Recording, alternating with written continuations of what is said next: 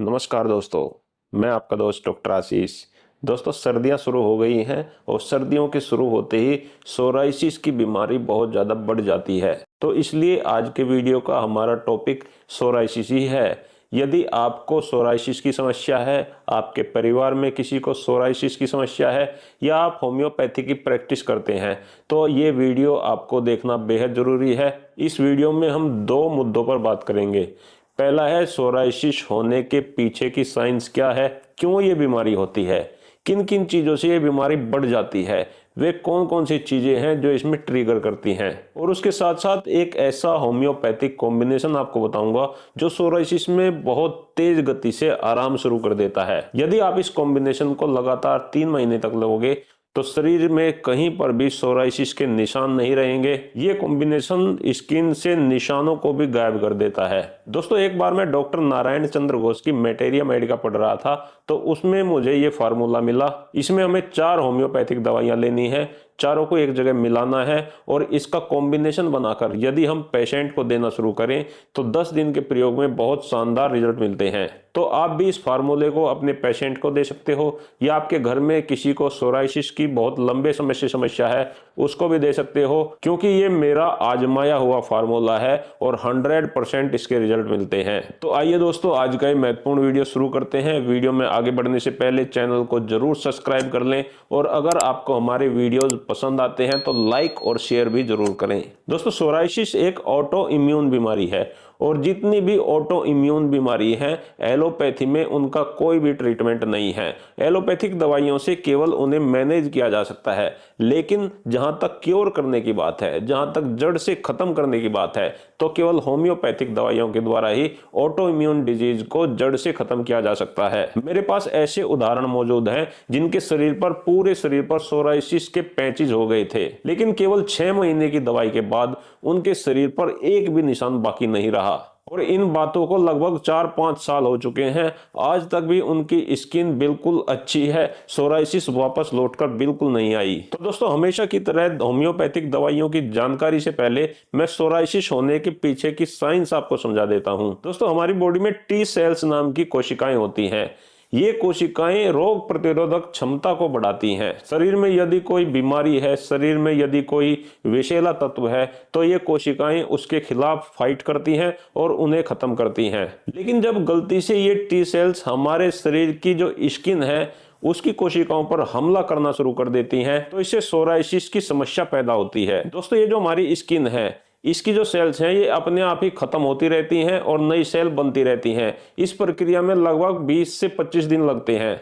लेकिन सोराइसिस की समस्या में ये प्रक्रिया तेज हो जाती है, यानी कि स्किन तो अपने आप को तेज गति से बनाती है क्योंकि टी सेल्स उन पर हमला कर रही हैं, तो दोनों एक दूसरे के विपरीत लड़ती हैं। स्किन अपनी सेल्स को तेज गति से बनाती है और टी सेल्स उन पर हमला करती है। तो इस कारण से जो नई स्किन है वो ही बहुत तेज गति से ऊपर आने लगती है। कई बार स्किन काफी मोटी हो जाती है, उस पर पपड़ियां बन जाती हैं। इसी समस्या को सोराइसिस कहते हैं। दोस्तों, ये बीमारी एक दूसरे से फैलने वाली नहीं है क्योंकि ये एक ऑटो इम्यून डिजीज है, लेकिन कई केस में ये देखा गया है कि यदि परिवार के किसी एक सदस्य को है तो उसके बच्चों में ये ट्रांसफर हो सकती है। दोस्तों, अब जान लेते हैं कि सोराइसिस की समस्या को बढ़ाने वाले कौन कौन से कारण हैं। सबसे पहला कारण है मांसाहार। यदि आप बहुत ज्यादा मांसाहार करते हो तो इससे आपकी सोराइसिस की समस्या ट्रिगर हो सकती है, यानी कि आपकी सोराइसिस एकदम से बढ़ सकती है। दूसरा कारण है तनाव। यदि आप बहुत ज्यादा तनाव में हो, टेंशन में हो, तो उन दिनों में आपकी सोराइसिस की समस्या ट्रिगर हो जाएगी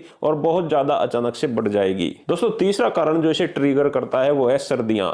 सर्दियों में आपने देखा होगा कि जिन लोगों को सोराइसिस की समस्या रहती है उनकी समस्या बढ़ जाती है, त्वचा पर गहरी गहरी दरारें बन जाती हैं और उनसे खून आने लगता है। तो दोस्तों, ये तो हो गई सोराइसिस होने के पीछे की साइंस। अब मैं आपको कुछ ऐसी होम्योपैथिक दवाई बताऊंगा जिनको आपको एक जगह मिला के कॉम्बिनेशन बना लेना है और इसके अलावा आपको और कोई भी दवाई लेने की जरूरत नहीं है। आप केवल ये कॉम्बिनेशन अपने पेशेंट को लगातार 4 से 5 महीने तक कम से कम सेवन कराइए।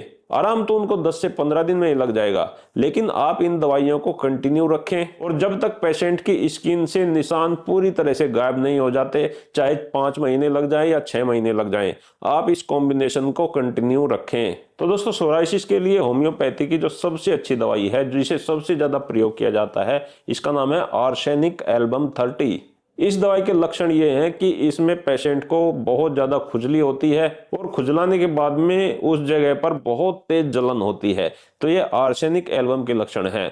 दूसरा, आर्सेनिक एल्बम का जो पेशेंट होगा उसके शरीर के अंदर एक बेचैनी सी हर समय बनी रहेगी। आर्सेनिक एल्बम के पेशेंट को रात में खुजली बहुत ज्यादा होती है। जब वो खुजला लेता है तो उस स्थान पर बहुत ज्यादा जलन भी होती है। आर्सेनिक एल्बम का एक खास लक्षण ये भी है कि जब रोगी रजाई में लेट जाता है, उसमें थोड़ी गर्मी पैदा होती है तो खुजली में राहत मिल जाती है, लेकिन जैसे ही ठंड में बाहर निकलता है उसकी खुजली बढ़ जाती है। दोस्तों, इस कॉम्बिनेशन में जो दूसरी दवाई हमें प्रयोग करनी है, इसका नाम है पेट्रोलियम 30। पेट्रोलियम के लक्षणों में जहां पर सोराइसिस के पैचेज होते हैं वहां पर गहरी और बड़ी दरारें पड़ जाती हैं। ये दरारें इतनी गहरी होती हैं कि इनसे खून निकलने लगता है और पेट्रोलियम दवाई के लक्षण सर्दियों में बहुत ज्यादा बढ़ जाते हैं।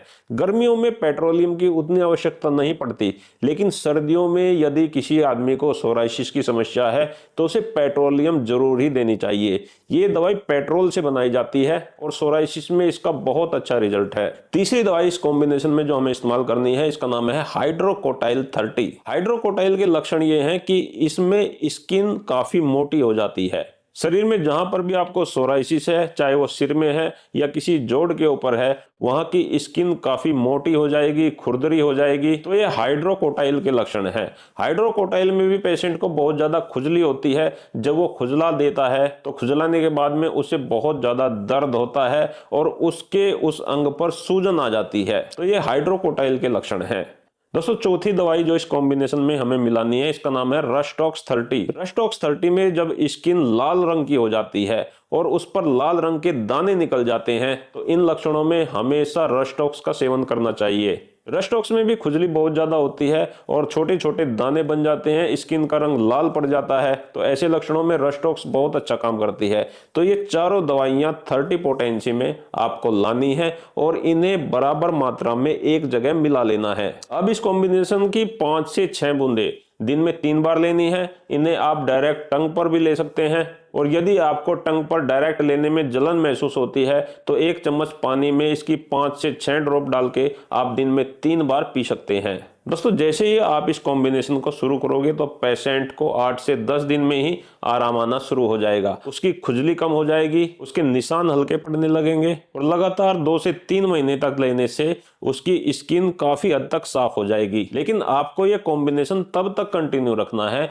जब तक आपके शरीर से सोराइसिस पूरी तरह से ठीक नहीं हो जाती। दोस्तों, इस कॉम्बिनेशन के साथ साथ आपको 15 दिन में एक बार थूजा 1 mg की एक डोज भी जरूर लेनी है। हर 15 दिन में थूजा 1 mg की एक डोज लेते रहें और बाकी दिनों में इस कॉम्बिनेशन को कंटिन्यू रखें। दोस्तों, मेरे चैनल हेल्थ इंडिया पर पुरुषों के स्वास्थ्य को लेकर मेरे बहुत सारे वीडियो हैं। अगर आप किसी भी प्रकार की कमजोरी महसूस कर रहे हैं तो आप मेरे भी वीडियो देख सकते हैं और जान सकते हैं पुरुषों की इन समस्याओं के कारण, इनके लक्षण और इनकी सर्वश्रेष्ठ होम्योपैथिक दवाइयां। तो आज का ये वीडियो यहीं समाप्त करते हैं। मिलेंगे कल फिर एक नए वीडियो के साथ।